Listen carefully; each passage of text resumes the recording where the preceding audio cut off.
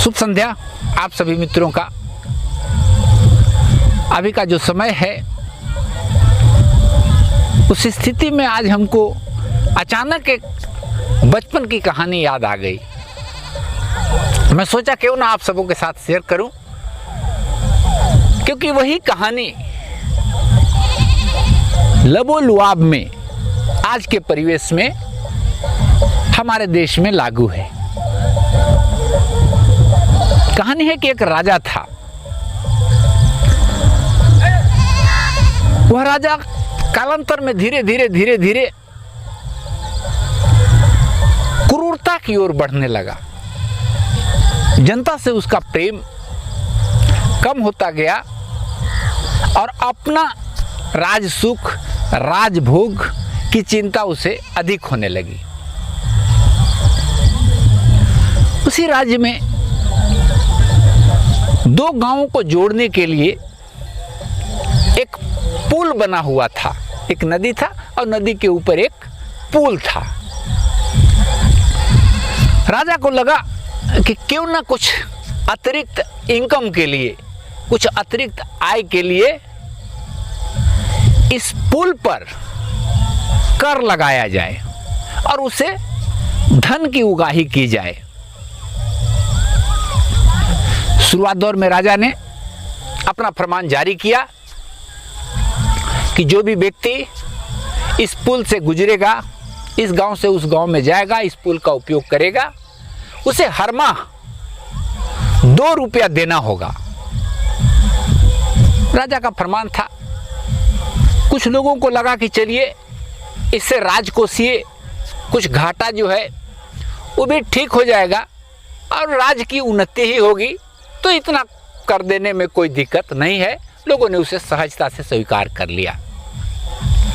कुछ ही दिनों के बाद राजा ने उस कर को जो मासिक देने वाला था उसे साप्ताहिक में बदल दिया।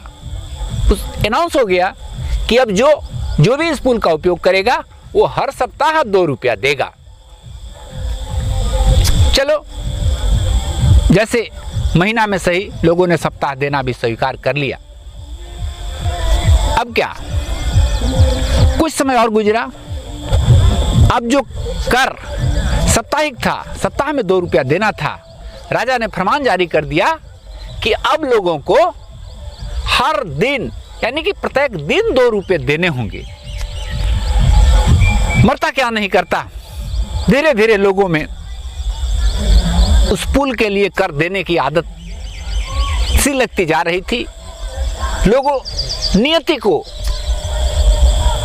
स्वीकार कर, किस्मत इसे मानकर राजा के सभी फरमान को मानते रहे और नित्य प्रतिदिन 2 रुपया कर देना शुरू कर दिया। राजा को लगा कि आखिर ये प्रजा हमारा विरोध क्यों नहीं कर रही है? क्या वाकई में सब सहजता से स्वीकार कर रहे हैं? इसके लिए, इसकी परख के लिए राजा ने एक और नया फरमान जारी किया कि अब कर तो देने ही होंगे, लेकिन इसके साथ ही भीड़ को कम करने के लिए, कि पुल पर ज्यादा लोग अब आवाजाही कर रहे हैं, भीड़ को कम करने के लिए राजा ने एक और फरमान जारी कर दिया कि अब जो भी लोग इस पुल से गुजरेंगे उसे न केवल 2 रुपये प्रतिदिन देने होंगे, बल्कि एक जूता सर पर, वहां का जो दरवान है, जो वहां का चौकीदार है, उसे एक जूता सर पर भी खाना पड़ेगा। अब तो लोगों की आदत हो चुकी थी राजा के हर फरमान को राष्ट्र हित में देखना, देश हित में देखना, विकास में देखना। क्या था, लोगों ने उसे भी स्वीकार कर लिया और यही चलने लगी कि लोग आते, 2 रुपया देते, सर पर एक जूता खाते और पुल पार कर जाते। यह बात राजा के लिए बड़ा आश्चर्यजनक हो गया। राजा सोचा कि आखिर जनता ऐसा क्यों कर रही है, आखिर जनता की तरफ से किसी तरह का विरोध क्यों नहीं है। यह देखने के लिए इस बात की परख करने के लिए राजा एक दिन स्वयं पुल पर चले गए। आते जाते लोगों को उन्होंने रोका। राजा को देखकर वहाँ कुछ भीड़ इकट्ठे हो गई। उन्होंने पूछा कि आखिर ये बताइए कि आप लोग टैक्स भी दे रहे हैं, जूता भी खा रहे हैं, इसके बावजूद भी आप सभी चीज़ों को स्वीकार कर रहे हैं, तो आप लोगों को कोई आपत्ति तो नहीं है ना इसमें? सब लोग सर झुकाए चुप रहे। लेकिन वहाँ एक बुजुर्ग व्यक्ति था। वो बोला कि सब ठीक है हुजूर, एक हमारी दरखास्त है, उसे मान लिया जाए।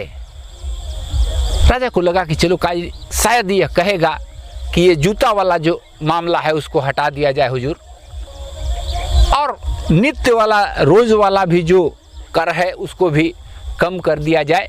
अगर ऐसा यह बुजुर्ग कहता है तो मैं इसे मान भी लूँगा और इसे स्वीकार भी कर लूँगा। लेकिन अलबत्ता लोगों की मानसिकता को देखिए, कैसे बदलता है हमारा मन और मस्तिष्क। वह बुजुर्ग से जब राजा ने पूछा कि ठीक है कहिए, आप क्या कहना चाहते हैं, आपकी क्या आकांक्षा है, आप जानकर सरप्राइज रह जाएंगे कि वो बुजुर्ग ने जो मांग की वह थी कि हुजूर, यह जो जूता मारने वाला जो यहाँ व्यक्ति है वह एक ही है। ये जूता मारने में विलंब होता है, जिसके कारण लोगों को अपने जगह, अपने व्यवसाय कार्य पर जाने में देरी हो जाती है। इसलिए हुजूर से दरख्वास्त है कि यह जूता मारने वाला यह एक व्यक्ति के जगह पे और 5 व्यक्ति नियुक्त किया जाए, ताकि जल्द से जल्द लोगों के सर पे जूता पड़े और वह अपने जल्दी से जल्दी अपने गंतव्य को जूता खाकर अपने गंतव्य स्थान को पहुंच सके। राजा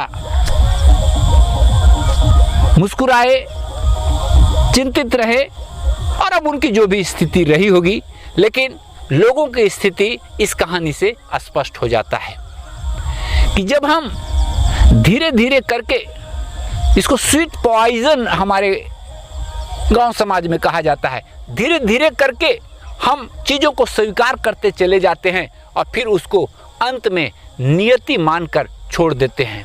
हमारा जीवन तो कट जाता है, लेकिन ऐसी बातों को मानना, स्वीकार करते जाना लगातार, हम अपने आने वाले पीढ़ियों के लिए, आने वाले जनरेशन के लिए बहुत बड़ी मुश्किल पैदा करके चले जाते हैं। तो यही इस कहानी का यही सार है कि हम सबों को मानसिक गुलाम नहीं बननी है। चलिए, महीना का 1 रुपया का टैक्स है तो सपोज मान लिया जा सकता है कि वह राष्ट्रवाद हो, लेकिन इस तरह के कर, इस तरह के टैक्स, इस तरह के नियम, इस तरह के कानून जो हमारे ऊपर बाध्यकारी होते जाएं, जो न कभी हुआ है वैसा होता जाए, तो वास्तव में यह राष्ट्रहित की बात नहीं है, यह मानसिक गुलामी को स्वीकार करने की बात है। संभवतः आप सब हमारे श्रोता काफी समझदार हैं और चीजों को आप समझ रहे होंगे। आग्रह है, अनुग्रह है आपसे कि मानसिक गुलामी से हम सबों को बचा जाए, सत्य का साथ दिया जाए, सच के साथ रहा जाए, सच बोला जाए, और देश के लिए, जिसमें लोगों की भलाई हो, जिसमें देश की भलाई हो, जिसमें आम जन की भलाई हो, जिसमें गरीब गुरबों की भलाई हो, वैसी बात कही जाए, बोली जाए मजबूती के साथ। आज बस इतना ही। हम फिर मिलेंगे अपने किसी नए वीडियो में, नए विषय पर चर्चा करने के लिए।